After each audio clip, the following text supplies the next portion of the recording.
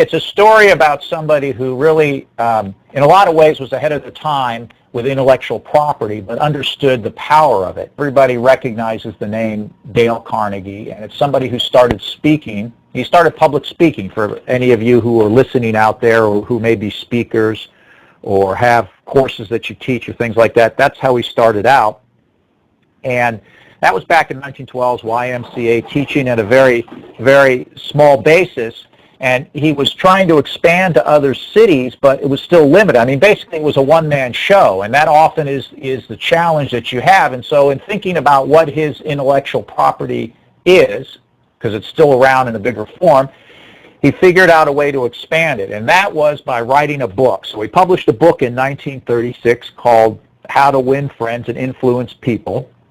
And I've read it, and I'm sure many of you have read it who are with us today.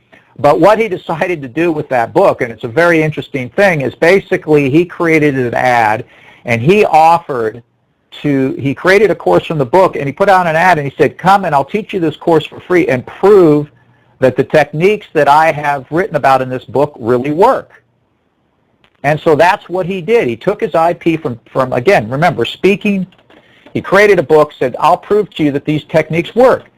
And it worked so well for him that basically by 1945 he took the Dale Carnegie course and he started licensing it in 1945 to others and territories, because the one thing that he couldn't do is he couldn't teach all the people he wanted to teach. He couldn't reach all the people he wanted to reach, so he used licensing.